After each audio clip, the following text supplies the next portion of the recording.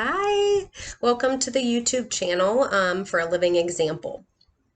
There are two topics I want to talk about today, but I'm not going to go over 10 minutes in this video, so we'll see how far we get on each topic. If you are interested, please subscribe, like, and share. The first video I want to talk about, when I talked a little bit about my exposure, but I wanted to talk about when I'm out in the world, getting an exposure, how important it is when I get home, how to calm my central nervous system, how I do that. So I could get an exposure, just by going outside. I walk out into my hallway and sometimes it's overladen with air fresheners. I have to wear a mask to protect myself.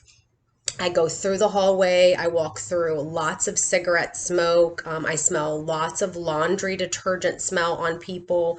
Even if I go cross the street, I have to wear a mask so I don't breathe in tons of fumes from the automobiles. Then I go over to the park and I'm walking and my heart's, beating faster and I'm breathing deeper and somebody crosses my path. They just walk by me and I get a big smell of their perfume or their laundry detergent and it's really, really intense. And those type of things used to have me down for the count. I used to have such weakness in my muscles and I would just fall. I've fallen at the park before. I've fallen in my apartment before. I've fallen out of the vehicle before. I didn't even know how I was driving. When I got to a post office, I opened the door and I fell out of the car.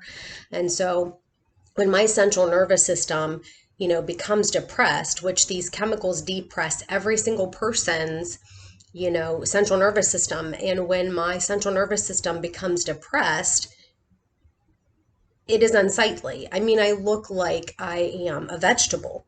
I drool a little bit. My eyes get dark. The dark circles under my eyes. It's really intense. It's not that way anymore, because of my killing off the candida and because of the way that I eat. And mostly because of God, because of my belief in the promises and the finished works of Jesus. That is why I have experienced healing. It is solely, honestly, He's the one who gave me these 6 stages to healing, that I share with the world, to bring about healing for all of us so that we can get through these stages. Ultimately, the goal is to have a regulated central nervous system so that we can begin to focus on our thoughts, taking every thought captive, that stands in the way of my relationship with the Lord, so that I can, believe in His promises. I could not do that. I could not do that. I would read the word. But it wasn't penetrating. It wasn't penetrating into my heart. I wasn't believing, to receive. I wasn't seeing it, what I was reading as promises. I was just, I don't know. I read it for 16 years and I just didn't get it. I just didn't get it. So when I get home, I sometimes, like I said in the other video, I didn't have even enough energy to take a shower, Epsom salt bath, soak my feet, or anything like that. But it's really important to get those clothes off and in a bin. It's really important to wash my hands and splash my face. And then even just soaking my hands in Epsom salt water is like a fresh breeze just blowing through my body. It is just so freeing. Soaking my feet in Epsom salt. Those are really great ways, and I've talked about a lot of different ways. So I want to go on to the next subject because we're at 4 minutes. So yeah, anything can be an exposure. The goal is to keep the central nervous system regulated, calm the central nervous system, make that your priority. And I just wanted to talk about it was so difficult. Listen, challenging. I won't say difficult, challenging living with a teenager, while I was on my deathbed and suffering so greatly with candida overgrowth and especially with chemical sensitivity. I have talked to so many women with chemical sensitivity that have actually had their teenagers move out, move in with their fathers, or move out on their own or whatever, because they just couldn't do it. And so they stay in a perpetual state of guilt and shame under the law of condemnation and death, unable to receive God's promises. It's very, very sad. Once the candida died off, remember, I was able to sort of get up out of bed and start doing a few things around the house.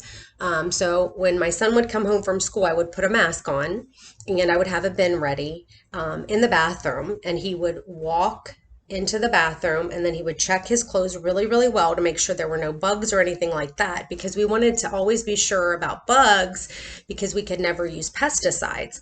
So we would need to treat those right away and get rid of them. With diatomaceous earth, peppermint oil, whatever else. So he would put his clothes in the bin, and then he would get in the shower. And in the shower, he would wash his hair with fragrance-free shampoo by Desert Essence. As I would give him some diatomaceous earth, he would mix that in and wash his hair 2-3 times. He would wash his body very thoroughly 2-3 times with a fragrance-free soap. It's Kirk's Castle that I use. It's wonderful. Some of these things do have a coconut scent, which I absolutely love and can tolerate. So then he would get out of the shower, clean up the shower, and this was a process. It was very difficult for him to have to get up, get ready, go to school all day, come home from school and just want to do nothing, but have to, go through that whole process. It was difficult and challenging for him, but his love for the Lord and his love for me, he did it without any complaining. It was really, really sweet that he did that. And once he did get out and we put the bin in the other room that we had closed off, I could then take my mask off and there were no smells. If he did want to go outside, to go shoot hoops or, to go out with a friend or this or that, oftentimes he would have to go through that same process again. And it became quite difficult for him to do that. But I was able to get well because he did do this for me. And I set that healthy boundary for myself and made sure that he did that as well. He left last summer because many reasons, but that was one of the reasons. It was just really difficult. So now when he comes to get me, like he will be doing today, he takes a shower, uses the fragrance-free shampoo. I still am trying to get him to use fragrance-free soap. He's not doing that, and the soap does bother me. He does not use any fragrance laundry detergent, so I don't have to worry about any of that stuff. He doesn't wear cologne or anything like that. He uses a synthetic-free, chemical-free deodorant and things of that nature. So even getting in his car, sometimes I have to wear a mask just to protect myself from the soap smell, depending on how sensitive I am. I know what I wanted to say is that sometimes I work with people over the years that have chemical sensitivity, and they really believe something's wrong with them. They really are under the law of condemnation and death and believe they've been scapegoated so long, maybe from their family of origin and from definitely the medical fraternity. And they really believe something is wrong with them.